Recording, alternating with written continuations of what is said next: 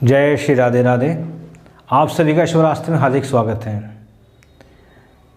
भाइयों, जिस प्रकार कहते हैं मनुष्य के अपने भाग्य का स्वयं निर्माता है, कुछ लोगों का मानना है, कर्म योगी लोगों का मानना है कि मनुष्य अपने भाग्य का स्वयं निर्माता है, कि इंसान अगर मेहनत करता है तो उसका भाग्य अपना भी चमक उठता है।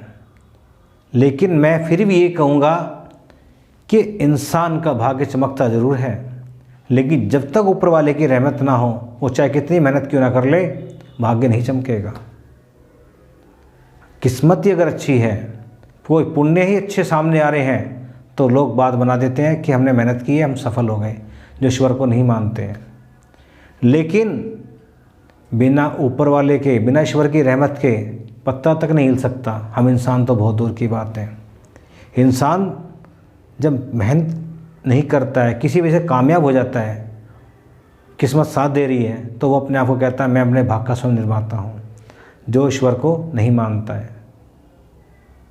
अरे हम तो मिट्टी के पुतले हैं, हमारी औकात क्या है उस परमात्मा के आगे, जो हम उसको चैलेंज कर देते हैं। और कहते हैं कि जब तक भक्ति का मार्ग ना हो तो हमारा सफल होना मुश्किल है। सच्ची श्रद्धा, सच्ची भावना होना हमारे मन में हो तो हम ज़रूर सफल होंगे। ये मैं आपको बिल्कुल बताए दे रहा हूँ कि हमारी सच्ची सेवा, कहते हैं ऋषि मुनियों की सेवा करो, भगवान की सेवा के समान है अगर ऋषि मुनि सच्चे हैं तो ये हम आपको मैं एक छोटा सा किस्सा सुनाने जा रहा हूँ, ध्यान से सुनिएगा। कि एक समय की बात है, महर्षि नारद नारायण नारायण करते हुए जा रहे थे, नगर के बीच से जा रहे थे, तो उनको एक महिला मिली, और उनको महिला मिली तो नारद जी रुक गए और महिला को आशीर्वाद दिया कि कहो पुत्री क्या चाहती हो। महिला ने कहा कि हे ऋषिवर, मैं संतान सुख से वंचित हूँ, अगर आप जा ही रहे हो वैकुंठ धाम तो श्री हरि से पूछना कि मुझे संतान कब होगी। नारद जी ने कहा अवश्य पुत्री, जब मैं उधर से वापस आऊँगा तो तुम्हें इस प्रश्न का उत्तर जरूर मिल जाएगा। महर्षि नारद पहुँचे वैकुंठ धाम हरि विष्णु जी के पास। विष्णु जी सो रहे हैं क्षीर सागर में, लक्ष्मी माता उनके पैर दबा रही हैं। कहा विष्णु जी ने, कहिए नारद जी कैसे आना हुआ। नारद जी बोले, हे प्रभु, जब मैं आ रहा था तो मुझे पृथ्वी पर एक महिला मिली और उसने कहा कि उसको संतान सुख की प्राप्ति कब होगी। तो हे प्रभु, मुझे इसका उत्तर दीजिए ताकि मैं जाते उसको बता सकूं। तो हरि विष्णु जी ने कहा कि हे ऋषिवर, उसको बोलना कि उसके भाग्य में संतान का सुख नहीं है। ये बात सुनकर महर्षि नारद नारायण नारायण करते हुए उसी जगह वापस आ गए जहाँ उनको महिला मिली थी। वो महिला उनको दोबारा फिर मिली और पूछा, हे ऋषिवर, क्या तुमने मेरे प्रश्न का उत्तर ढूंढा। पूछा उनसे, क्या कहा हरि विष्णु जी ने। नारद जी शांत हो गए, सर झुका कर कहने लगे कि मुझे क्षमा कीजिए देवी, विष्णु जी ने कहा कि तुम्हारे भाग्य में संतान का सुख नहीं है। ये बात सुनकर औरत उदास हो गई और चली गई।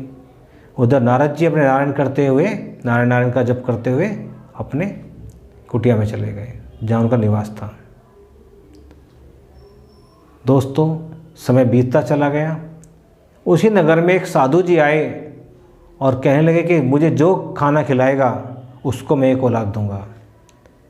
और ये बात जब उस औरत को पता लगी कि महाराज जी साधु जी आए हुए हैं, तो तुरंत भागी गई कि हे महाराज, ये सेवा का अवसर मुझे दीजिए और मैं संतान सुख से वंचित हूँ, मुझे आशीर्वाद दीजिए कि मुझे कम से कम एक संतान तो हो जाए जो मुझे कोई माँ माँ कहकर बुलाए। तो साधु जी ने उस औरत की बात मान ली। औरत ने साधु की काफ़ी सेवा की, उनको भरपेट भोजन कराया और वो उसको आशीर्वाद देकर वहाँ से चले गए। समय बीतता चला गया और एक दिन ऐसा आया कि इस औरत को संतान सुख की प्राप्ति हो गई, उसको संतान हो गई।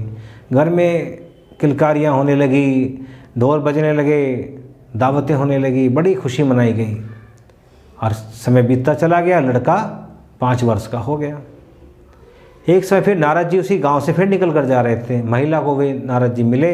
महिला ने कहा, अरे ऋषिवर, तुम्हारे तो तुम भी झूठे, तुम्हारे विष्णु भी झूठे। देखो संतान मेरे पास है।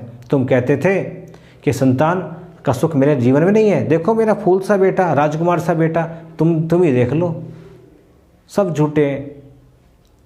महर्षि नारद ने कहा कि हे देवी, मैं इस समय आपके किसी भी उत्तर देने में असमर्थ हूँ, मुझे क्षमा कीजिए, लेकिन जब वापस आऊँगा तो इसका उत्तर ज़रूर मिलेगा।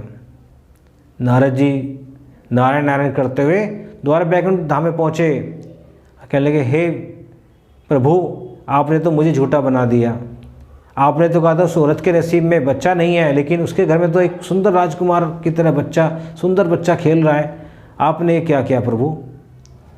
विष्णु जी ने कहा कि हे ऋषिवर, मेरा स्वास्थ्य ठीक नहीं है, मैं तुमसे इस बारे में बाद बात करता हूँ। अगर हो सके तो पृथ्वीलोक से किसी मनुष्य का 1 कटोरा खून ले आओ। नारद जी ने कहा, जी प्रभु, आपके लिए मैं कुछ भी कर सकता हूँ, मैं भी जाता हूँ। नारद जी 1 कटोरा लेकर जगह जगह घूमने लगे, गांव-गांव घूमने लगे। सबने उनका मजाक उड़ाया, कह रहे, अरे ऐसे कैसे हो सकता है कि विष्णु जी को खून की आवश्यकता हो गई? ऐसे तो हो ही नहीं सकता।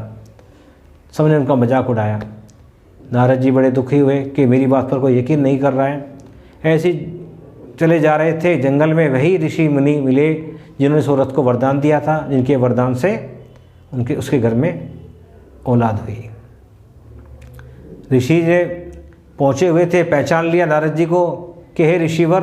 नारद जी को कहा कि हे ऋषिवर, कहाँ घूम रहे हो, किसकी तलाश में घूम रहे हो? नारद जी ने कहा कि हे मुनि, मैं बड़ा दुखी हूँ, मेरे हरि विष्णु जी बीमार हैं, उनके लिए औषधि ढूंढ रहा हूँ, लेकिन नहीं मिल रही, कोई मुझे देने को तैयार नहीं है। साधु ने पूछा कि क्या औषधि है? तो बताया कि उनको किसी मनुष्य का 1 कटोरा खून चाहिए, तब वो ठीक होंगे। कहे बस इतनी सी बात? साधु ने कहा, क्या तुम चक्कू ले रहे हो? तो नारद जी ने कहा, हाँ चाकू मेरे पास है, हमेशा रखता हूँ मैं, अगर ताकि मुझे कोई मनुष्य मिले चक्कू मारूँ और खून निकाल लूँ, लेकिन अपनी स्वेच्छा से। तो कहा कि कोई बात नहीं, ये चक्कू मुझे दीजिए, खून निकाल कर मैं देता हूँ। और साधु जी ने अपने शरीर से रक्त निकालकर कटोरा भर दिया और नारद जी को दे दिया कि जाओ मेरे प्रभु को तुरंत स्वस्थ करो। नारद जी उस खून के कटोरे को लेकर जब पहुँचे विष्णु जी के पास, विष्णु जी ने देखा और मुस्कुराए। नारद जी ने कहा, प्रभु ये क्या राज है, मेरी समझ में नहीं आ रहा है, जरा आप मुझे बताइए। आपकी लीला तो सिर्फ आप ही जानते हैं, मैं तो अज्ञानी हूँ, मुझे नहीं पता। कहा कि उन्होंने कहा, विष्णु जी मुस्कुराए, कहने लगे, हे नारद जी, क्या तुम अभी तक नहीं समझे इस बात को? अरे भाग्य से तो भाग्य बदल, भक्ति से भाग्य चेंज बदल सकता है।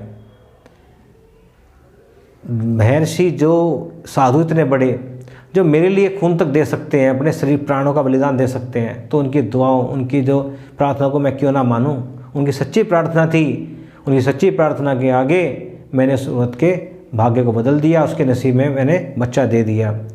हे ऋषिवर, सच्ची जहाँ भक्ति हो, जहाँ समर्पण का भाव हो, तो वहाँ भला मैं कैसे ना मानूं? ऋषिवर, आप भी अपना खून दे सकते थे, लेकिन ये बात भावनाएं आपके मन में नहीं थी, आप सिर्फ नारायण नारायण रटते हो। लेकिन सच्चे मन की भावनाएं जो सच्चे लोग करते हैं, लोगों का भाग्य बदल सकते हैं। तो इसलिए भाइयों, सभी से मेरा यही कहना है कि आप बड़ों की सेवा कीजिए। पता नहीं किस वक्त किसकी जुबान पर सरस्वती बैठी हो और किसकी बात सच हो जाए और आपका भाग्य बदल जाए। ये कहना सरासर गलत है कि मैं अपने भाग्य का स्वयं निर्माता हूँ। मैंने पहले बताया था कि जब तक उसकी इच्छा नहीं होगी आप कुछ भी नहीं कर सकते हो। कुछ लोग बहुत इतनी मेहनत करते हैं, जीवन में इतनी मेहनत करते हैं, लेकिन उनके नसीब में कुछ भी नहीं होता है। बेचारे ऐसे घूमते रहते हैं। नौकरी पाने के लिए इतनी मेहनत करते हैं, परीक्षा में फर्स्ट आने की मेहनत करते हैं, लेकिन नहीं हो पाते हैं। बहुत सारे ऐसे कारण हैं, नहीं हो पाते। लेकिन कुछ लोग ऐसे थोड़ी सी मेहनत में ही सफल हो जाते हैं। तो ये जो थोड़ी सी मेहनत से सफल हो जाते हैं, न जाने किस जन्मों का उनका कर्म है, किस जन्मों का पुण्य है, जिसकी वजह से हो जाते हैं, किसका आशीर्वाद उनका लगता है। इसलिए किसी का दिल मत दुखाओ, सबकी सेवा करो और सभी को खुश रखो। प्रेम से बोलिए राधे राधे। जय श्री राधे। ओम नमो भगवते वासुदेवाय नमः।